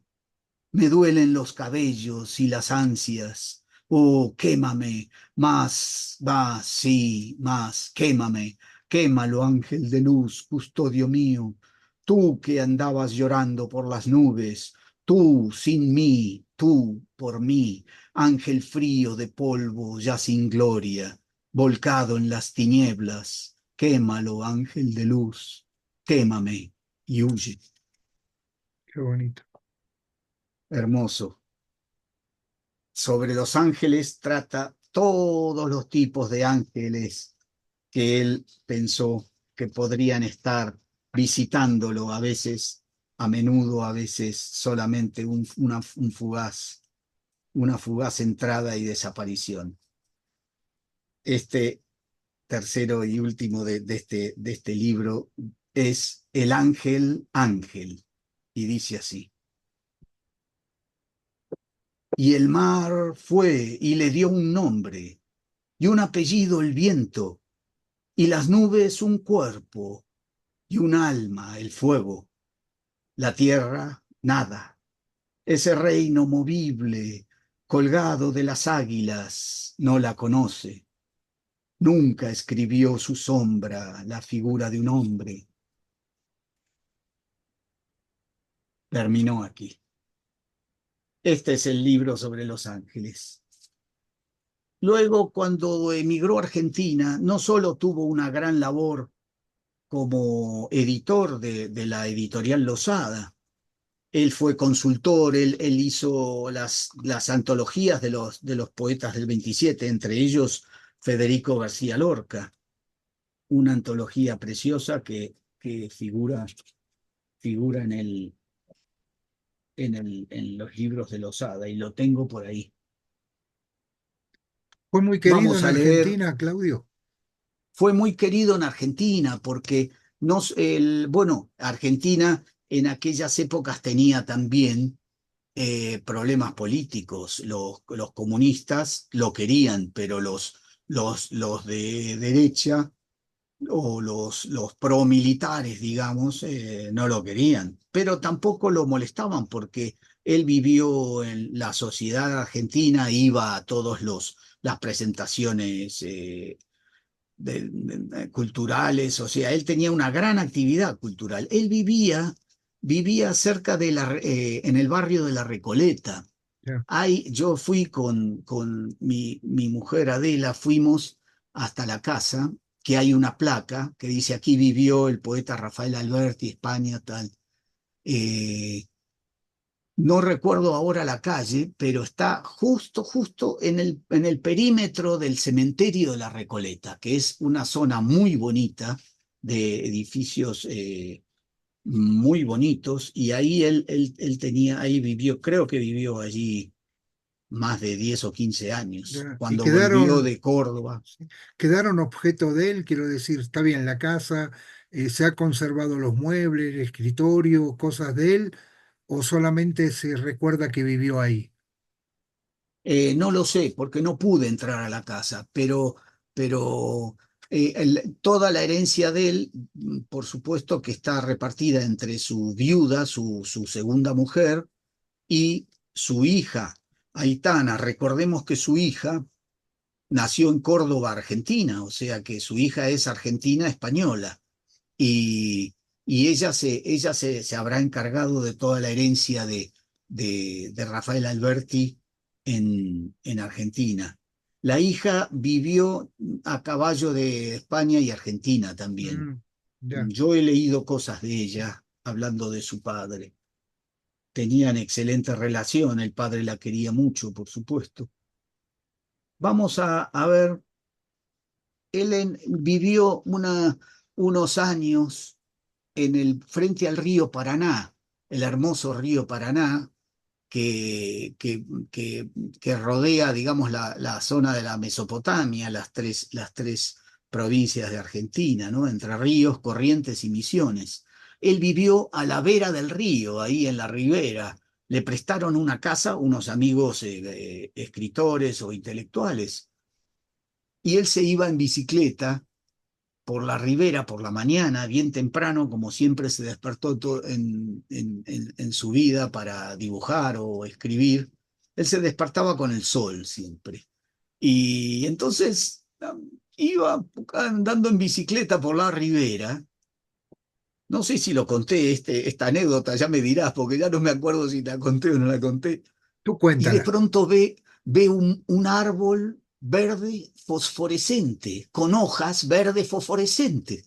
Y se acercó en el silencio del río y con la bicicleta. Y de pronto cuando se acerca a 30 metros, todo el árbol sale volando. El árbol estaba lleno de cotorras verdes, era un árbol seco Ah, qué y las fuerte. hojas no eran hojas, eran cotorras verdes. Y estaban todas, digamos, dormitando o viendo el amanecer, como son las cotorras, muy sociables. En cuanto lo vieron a él, salieron todas las hojas verdes volando, Y seguro que después estuvieron cotorreando. Mirá, acá pasó Valverdi. de pelo largo blanco, porque ya lo tenía blanco, claro. Qué Hay, bonita hay, anécdota. Hay muchas poemas que escribió allí y entre ellos este hermoso libro que se llama Baladas y Canciones del Paraná. Te lo muestro a la cámara, Qué bonita la nuestros tapa. oyentes van a tener si podemos, algún lugar donde pongamos los vídeos y los textos también y que puedan poner comentarios. Ya lo haremos, todo lo haremos. Espera un poquito, espera. Ahora Yo creo que fue una cotorra. eh, vamos a hacer, vamos a leer de Baladas y Canciones del Paraná, que este libro lo hizo en espera. Bueno, por supuesto que es Editorial Losada, primera edición, claro, 1954, primera edición. Fíjate, lo que vale ese libro. Ay, qué bonito. Bueno, esta no es la primera edición, seguramente. A ver, este libro es la segunda edición, 1977, claro. 1977. Baladas y canciones del Paraná por Rafael Alberti. Aquí este poema vamos a leer que se llama Balada del posible regreso. Y dice así. Barrancas del Paraná, conmigo os iréis el día que vuelva a pasar la mar. No ya como el conde Olinos, que de niño pasó la mar, seré cuando pase el mar. Mi cabeza será blanca y mi corazón tendrá blancos también los cabellos el día que pase el mar. Pero una cosa en mi sangre siempre el viento moverá, verde cuando pase el día que vuelva a pasar el mar. Barrancas verdes del río Paraná. Ay, Paraná, qué lindo este libro. Hay un poema que lo vi que recitado por él en Barcelona, esa reunión que hizo, ese recital, junto con la actriz Nuria Espert, que era muy amiga de él, fue en la editorial Planeta, en Barcelona, la calle no me acuerdo, y allí recitó porque él quiso mucho Argentina, él quería mucho Argentina, él tuvo infinidad de amigos allí. Y vivió, por supuesto, transido por la nostalgia de España, porque irse del país en esas condiciones terribles, Sí. por supuesto que como todos los de la generación del 27 contaban por decenas los muertos, ¿verdad? Aquí escribió en ese frente al río Paraná este poema que se titula Canción 8 y dice así. Hoy las nubes me trajeron volando el mapa de España. Qué pequeño sobre el río y qué grande sobre el pasto la sombra que proyectaba. Se le llenó de caballos la sombra que proyectaba. Yo, a caballo, por su sombra, busqué mi pueblo y mi casa. Entré en el patio que un día fuera una fuente con agua. Aunque no estaba la fuente, La fuente siempre sonaba y el agua que no corría volvió para darme agua. Baladas y canciones del Paraná. Qué bonito. Hermoso. Pues este es Rafael Alberti. Si tenemos tiempo, no tenemos tiempo ya. Dime, ¿Cómo lo ves? ¿cuánto te Si queda? tenés... No, tengo libros aquí de Alberti. Mira, tengo los que me faltan de encontrar, pero aquí tengo 7 libros de Alberti. La ¿Tú antología de Alberti. Te oigo. va- vas a continuar con Alberti el jueves también? Claro. El jueves voy a hacer parte de estos libros, que es eh, prosa de Alberti y relatos. eh, Voy a hacer La Arboleda Perdida, las memorias, y voy a hacer algunas cartas muy interesantes de Alberti, porque Alberti fue un testigo de su época. Entonces, vamos a hablar de eso, vamos a hablar de lo que vivió y los relatos de, de aquellas épocas tan tremendas y Ya. tan decisivas para la historia, ¿verdad? ¿Qué te queda en el tintero como para dar este broche al programa? ¿Te alcanzan 10 minutos? Sí, 10 minutos me alcanzan Perfecto. 10 minutos. Porque sabes que para Quería, la literatura no tenemos, tratamos de no tener el tiempo. quería solamente leer un último poema que viene, es a continuación, y lo escribió a continuación del que acabo de leer, canción 8. Hoy las nubes me trajeron volando el mapa de España. ¿Por qué escribió eso? Porque él lo dijo, me acuerdo. Eh, Él vio una nube que se parecía al mapa de España. Ah, mira, Por eso viene, porque él alzó la vista al cielo y vio una nube que era exactamente el mapa de España. Por eso dice que hoy las nubes me trajeron volando el mapa de España.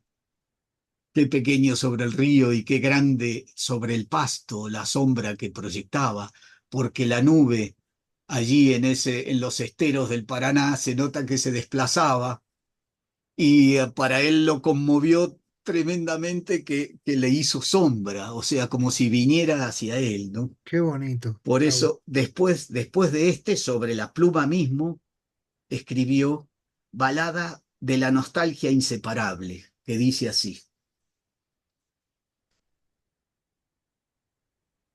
siempre esta nostalgia, esta inseparable nostalgia que todo la aleja y todo lo cambia. Dime tú, árbol, te miro, me miras, y no eres ya el mismo, ni es el mismo viento quien te está azotando. Dímelo tú, agua, te bebo, me bebes, y no eres la misma, ni es la misma tierra la de tu garganta. Dímelo tú, tierra, te tengo, me tienes, y no eres la misma, ni es el mismo sueño de amor quien te llena. Dímelo tú, sueño, te tomo, me tomas, y no eres ya el mismo, ni es la misma estrella quien te está durmiendo. Dímelo tú, estrella, te llamo, me llamas, y no eres la misma, ni es la misma noche clara quien te quema. Dímelo tú, noche. Terminamos los poemas de Rafael Alberti porque podríamos seguir días. Y lo que coincidimos y lo retomo de la charla y de estos tiempos de mal ejemplo que tenemos de las sociedades, de odio y de conflicto. Rafael Alberti siempre puso por encima de su militancia política la poesía, siempre. Por supuesto que tuvo también ese frenesí, ese entusiasmo juvenil de hacerse el poeta militante, claro que sí, pero él sabía muy bien que él tenía en el alma la paz, el canto del agua de Andalucía. Él tenía la historia hermosa de esa región de España, que es un canto constante, una hospitalidad constante. Él era así, era un andaluz, y el andaluz es canto, es amor a la tierra, o sea, todo lo más alejado posible a esa cultura del odio que después embargó el corazón de tantos europeos con las guerras, ¿verdad? Sí, y comparto, comparto contigo lo que dices de Cádiz, porque es una ciudad encantada, es mi última ciudad que viví en España, Cádiz. Y el puerto, todo lo que has hablado y cómo lo definía él, estoy totalmente de acuerdo. Una amabilidad, una generosidad y sobre todo el salero, la alegría que tienen los caditanos, ¿no? Como los andaluces. Se refleja, ¿no? En sus palabras, en sus canciones, en sus recitados. Muy bonito, muy bonito. Así es, así es. Y la mujer andaluza, la mujer gaditana, la más bonita de toda España, siempre me pasa lo mismo. Voy a una ciudad y digo, pero en esta ciudad cuántas mujeres bonitas que hay, son las más bonitas de España. Así también lo dije de Valencia. Aparte en Valencia estuviste muchos años, Claudio.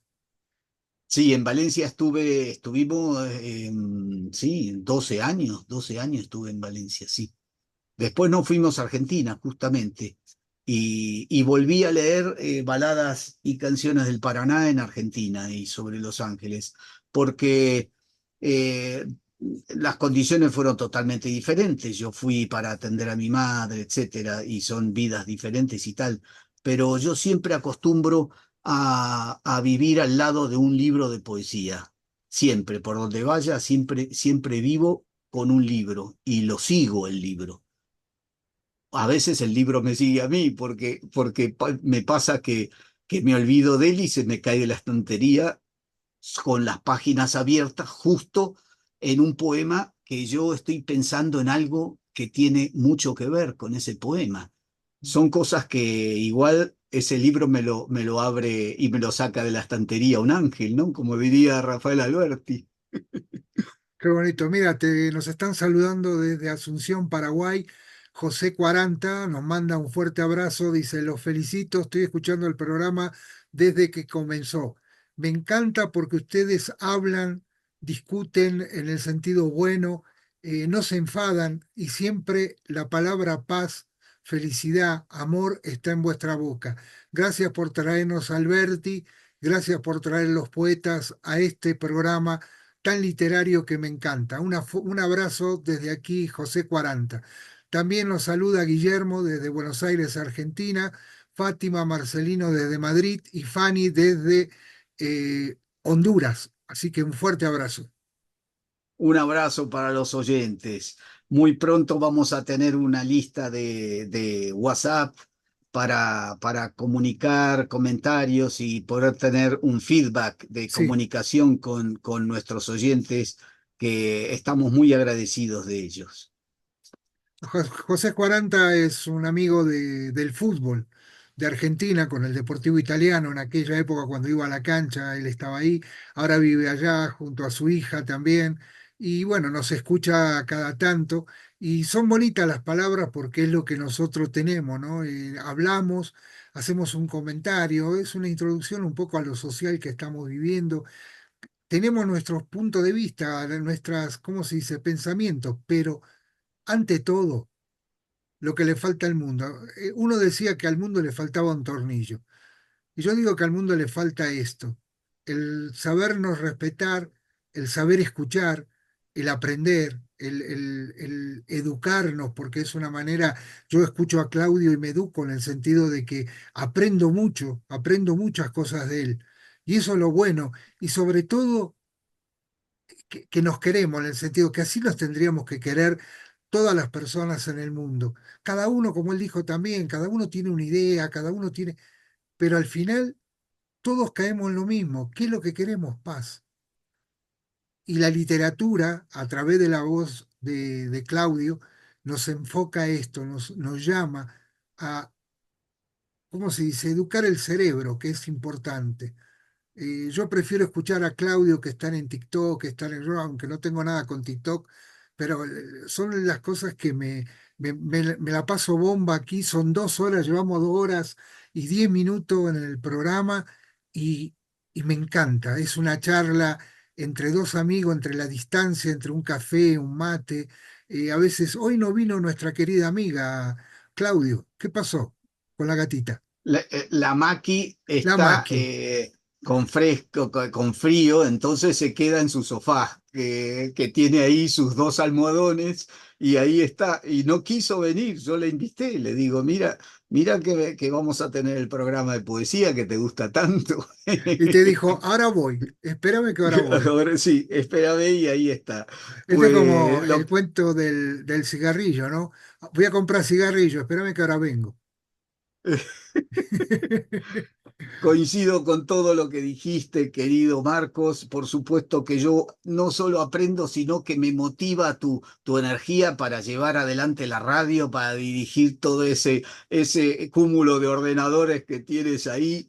Y me felicito de poder compartir la poesía con vos y con los oyentes. Realmente es un abrazo fraternal que nos damos y que saludamos así a lo mejor del género humano, que es la fraternidad, la amistad y los buenos sentimientos y la Sí, paz que, sí, que, que, sí. que, que solamente la paz triunfa en el mundo. Lo demás no triunfa nunca.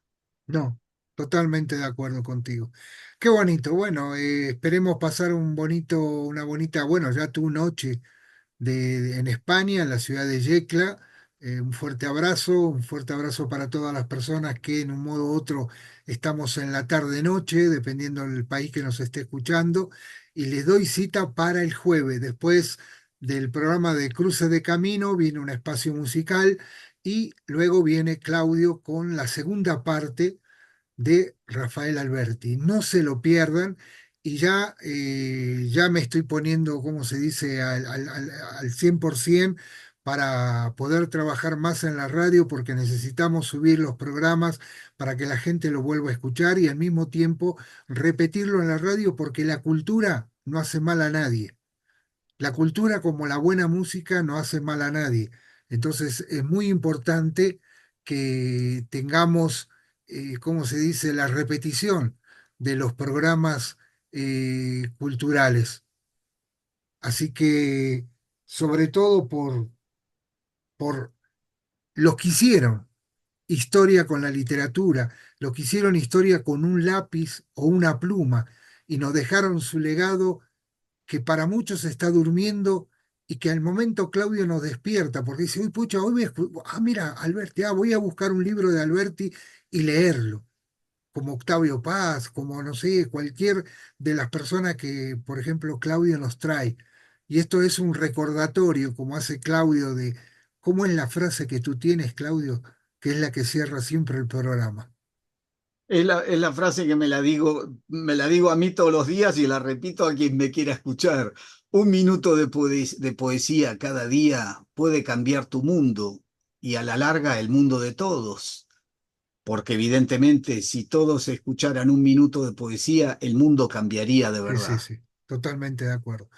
Un abrazo, Claudio. Un fuerte abrazo. Nos sentimos el jueves y después el sábado. Un abrazo y gracias. Gracias, Marcos. Un abrazo a ti y a los oyentes. Gracias. Buenas noches. Nos vamos.